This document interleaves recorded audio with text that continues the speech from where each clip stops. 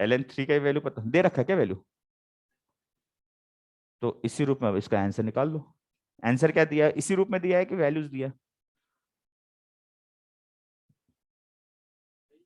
यही दिया, ln4/3 divided by 2, ऐसा ही दिया ना? तो बस अब देखो ये किसका एग्जाम का है, देखो ना किसी एग्जाम का पेपर का क्वेश्चन क्या, जेई का है। तो जेई में अगर वैल्यूज नहीं देते तो इसी फॉर्म में आंसर छोड़ देना होता। 2003 में सब्जेक्टिव होता था, 2003 में सब्जेक्टिव होता था, 2005 भी सब्जेक्टिव था, उसके बाद सब्जेक्टिव हुआ 6 से। हम्म? अच्छा पैदा हुए थे 2003 में, सही।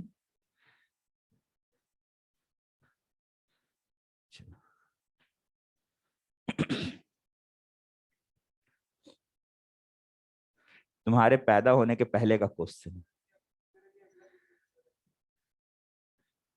अच्छा 2004 का भी है। 2004 और 2000 वो तो कर दिए, 8-9 डिस्कस हो चुका है सर, 8-9 डिस्कस हो चुका है। 10 हो गया। चलिए अब आते हैं एसओ में। देखो एक इसमें मॉडर्न फिजिक्स 2 में कैलकुलेशन गंदा होता है, ये ध्यान रखना। ठीक है, जो तुम एचसीवी बनाओ या कोई बुक उठा लो, जेई जब देगा क्वेश्चन तो हो सकता है उसमें कैलकुलेशन अगर गंदा आ रहा हो तो ऑप्शन दूर दूर हो। ठीक, कैलकुलेशन अगर गंदा हो तो ऑप्शन दूर दूर हो, तो हम लोग क्या कहते हैं, रफ कैलकुलेशन करके ऑप्शन रिजेक्ट कर सकते हैं। ऑप्शन पास में रहेगा तो कैलकुलेशन गंदा नहीं हो, ये भी पक्का है। जेई एडवांस का बता रहा हूँ, जेई मेंस का कोई है ना, हाँ, उसका कोई ईमान धर्म नहीं है, कुछ भी पूछ देता है। ठीक है, वो तो आउट ऑफ सिलेबस भी क्वेश्चन पूछता है हर बार।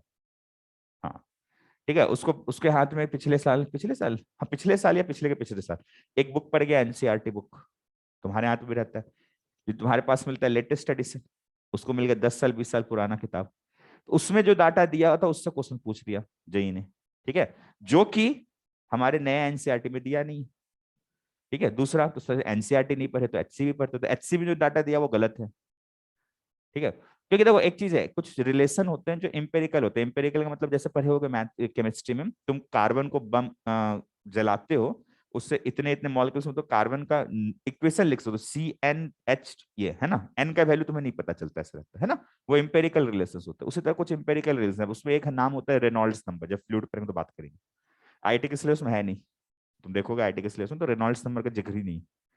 जेई ने देखा कि अच्छा 20-10 साल पहले एनसीईआरटी में तो था, उसने रेनॉल्ड्स नंबर पे क्वेश्चन पूछा पहला तो। ठीक है, तुम्हें याद भी होगा, किसी से बता भी दे रेनॉल्ड्स नंबर ये होता है। ठीक है, अपन बात करेंगे तो बता भी देंगे रेनॉल्ड्स नंबर।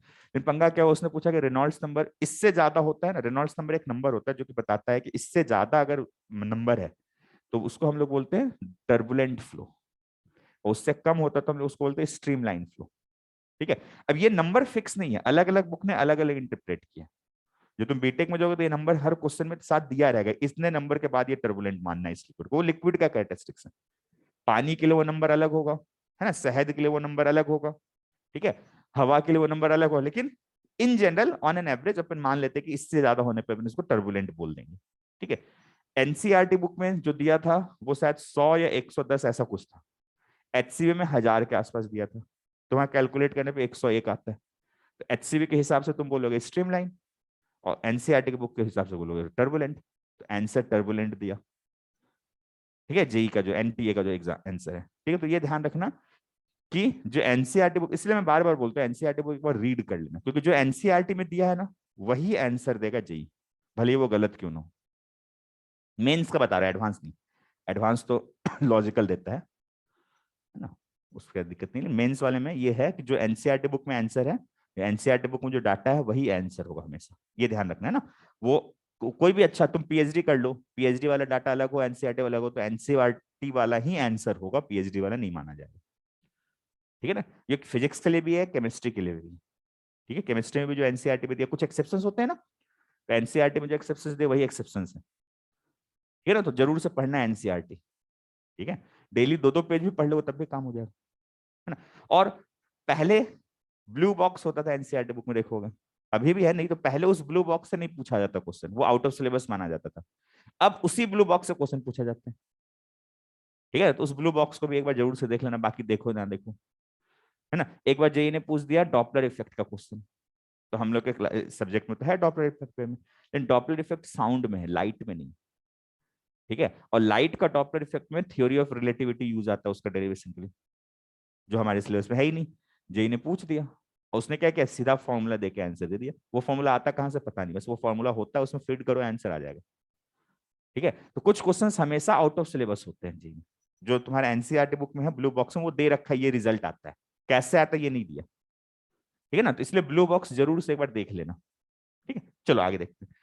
क्वेश्चन नंबर 18, 19, 20, 19 बताना। In a radioactive element the fraction of initial amount remaining after its mean life. Mean life का मतलब, हिंदी नहीं पूछे, कितना, 1/λ बोला है कि 1/λ समय के बाद कितना एटम बचता है, पहले वो निकाल लो, और इसका फ्रैक्शन निकालना है। फ्रैक्शन किसके किसके बीच निकालना है, जितना प्रारंभिक मात्रा था और जितना एक मीन लाइफ के बाद बच गया, उनका मात्रा निकालना, उनका अनुपात निकालना। प्रारंभिक कितना था, n0, मैंने प्रारंभिक n0 मान लिया, बटा बाद में कितना बचेगा, n0 e की पावर -λt। ये बचेगा या डिके होगा, ये बचने का है या खत्म होने वाला है, ये बचने वाला है ना। इसमें क्या पूछ रखा है, radio active element initial amount remaining after minimum, ये बचा हुआ, इसका अनुपात लेना है। तो देखो ये टी का मान क्या बोल रखा है, 1/λ, एक माध्य आयु के बाद, है ना। n0 से n0 कट गया, ये क्या आ गया, 1/e की पावर -1, जिसको अपन e की पावर 1 लिख सकते हैं, e हो गया ये, है ना। अब इसमें पूछा गया radio active fraction of initial amount remaining after its mean life. In a radioactive element the fraction of initial amount remaining after it's, अच्छा हाँ, कितना बच गया वो, इसका उल्टा पूछा, fraction of initial amount remaining after भी, है ना। तो ये रिमेनिंग है अपॉन प्रारंभिक कितना था, e की पावर -1, ये आंसर। चलो अगला देखो, क्वेश्चन नंबर 20, ये भी इसी तरीके से हो जाएगा, बताना है। हो गया 21, हो गया 22, 22 भी हो गया, 23, 23 हो गया, 23 बता, देखो 23 में जो रिएक्शन दिया सबसे पहले वो रिएक्शन को लिखो, क्या बोल रखा है, 23 में ना बाइंडिंग एनर्जी, दो ड्यूटेरियम मिलके एक हीलियम बना रहे, तो जो बोल रखा है पहले उस रिएक्शन को लिखेंगे नहीं ना तो आंसर नहीं आएगा कभी भी। पहले उस रिएक्शन को लिखो, क्या बोल रहा है, H21 और H21 ये मिलके एक हीलियम बना रहा है 24। अब किसी एलिमेंट की जरूरत तो नहीं, इसके साथ न्यूट्रॉन प्रोटॉन ऐसा कुछ निकलने की जरूरत नहीं है, तो इसके बाद क्या मिलेगा, ऊर्जा। ठीक है, अब क्या बोल रखा है, देखो सबकी बाइंडिंग एनर्जी दे रखी है, बाइंडिंग एनर्जी पर न्यूक्लियन दे रखा है 1.1 और 7। ठीक है, ये तो 1.1 दे रखा है, ये 1.1 दे रखा है, ये 7 दे रखा है। अब समझना ध्यान से क्या बोल रखा है, if two deuterium nuclear reactive energy release, कितना ऊर्जा रिलीज हो, ये पूछा। अब बताओ सोच के, बाइंडिंग एनर्जी के पदों में भी हम लोग सॉल्व कर सकते हैं, क्वेश्चन में भी किया था एकदम बिल्कुल बेसिक तरीके से करते पहले तो। ठीक है, मैं बोला कि ये बना कैसे होगा, 2 प्रोटॉन अनंत पे रखे होंगे, 1 प्रोटॉन 1 न्यूट्रॉन, उसको लाके रखे होंगे ना। तो इसका जो ऊर्जा, इसको तोड़ने के लिए जो ऊर्जा है, इसका द्रव्यमान जो होगा वो क्या होगा, मास of proton plus mass of neutron -1.1, ये 1.1 क्या, जो बाइंडिंग एनर्जी निकल गया। ठीक है ना, दो प्रोटॉन का द्रव्यमान था, ऐसा नहीं, इसको और तरीके से लिखते, into mass of H into C², यही 1.1 है,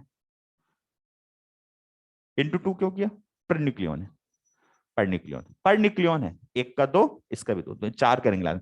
ये क्या लिखा, पूरा प्रोटॉन को अनंत पे रखे थे, अनंत पे रखे थे न्यूट्रॉन को, उसमें से बनने के बाद जो हाइड्रोजन का मास है उसको घटाएंगे, तो यही ऊर्जा रिलीज होगा, इसी को बाइंडिंग एनर्जी बोलते हैं, वो 2 × 1.1 है। सिमिलरली इसका लिखेंगे तो क्या लिखोगे, 2 प्रोटॉन 2 न्यूट्रॉन में से हीलियम का मास घटा दी, इंटू C² कर दी, मास MH, ये क्या मिलेगा, 7 × 4, 4 न्यूक्लियन। ठीक है, मुझे चाहिए क्या, ये मैं क्यों निकालो कि मुझे चाहिए कितना ऊर्जा इसमें मिला, तो इसमें कितना ऊर्जा मिला, हम लोग इसको फिर शॉर्टकट भी सीखेंगे, लास्ट क्लास में 2 तरीके से बताए थे क्वेश्चन को, याद करो, है ना। तो अपन यहाँ पे वापस से शॉर्टकट भी देख लेंगे, ठीक है, क्वेश्चन समझ के, पहला अपन बेसिक बात, ऊर्जा क्यों निकलेगा, इसका द्रव्यमान प्लस इसका द्रव्यमान में से इसका द्रव्यमान घटा देंगे, इंटू सी स्क्वायर करेंगे, ये ऊर्जा रिलीज होगा। मुझे क्या निकालना, mass of H plus mass of H minus mass of H E into C square, ये वैल्यू निकालना है, ठीक है ना, क्लियर है। तो मैं यहां से देखो क्या निकाल सकता हूं मुझे मास ऑफ एच चाहिए, है ना, तो एक काम करते हैं,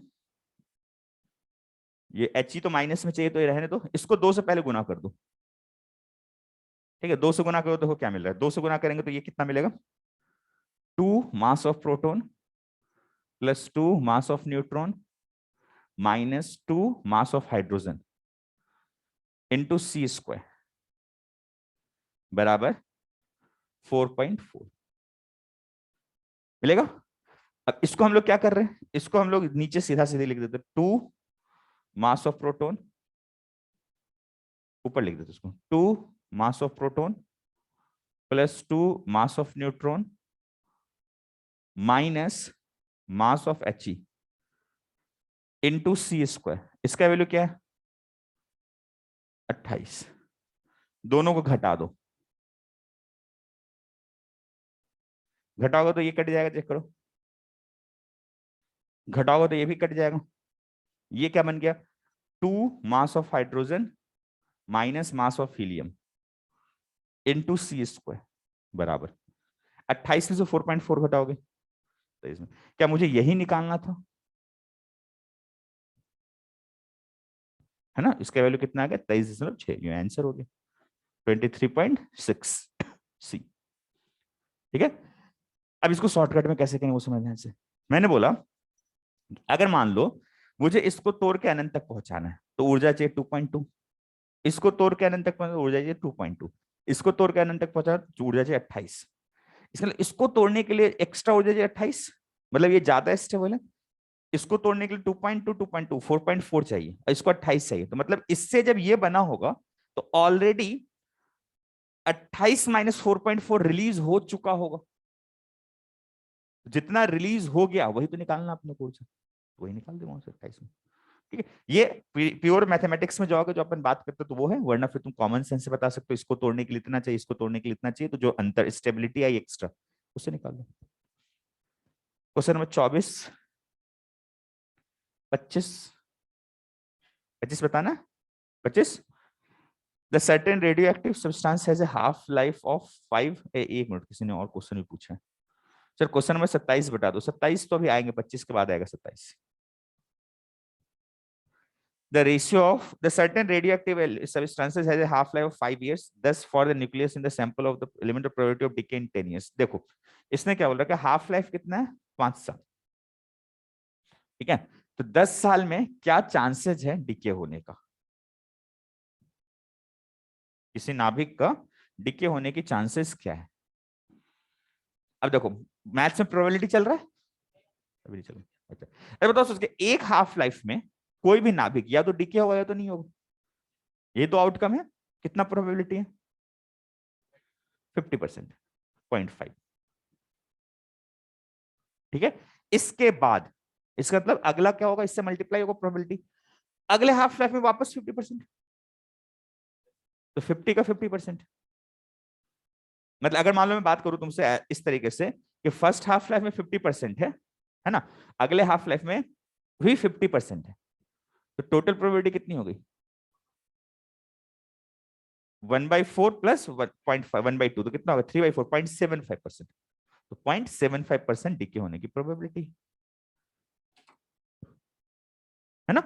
चलो क्वेश्चन नंबर 26 27 27 बताना है, हाफ लाइफ ऑफ रेडियम में जितना हाउ मेनी रेडियम निकले, अच्छा ये कैलकुलेशन है भाई, पहले बता दिया है ना, बहुत गंदा कैलकुलेशन इसमें, और जेई का क्वेश्चन है क्या ये, नहीं ना, नहीं है, हाँ तो अब इसमें फिजिक्स कम और केमिस्ट्री ज्यादा है।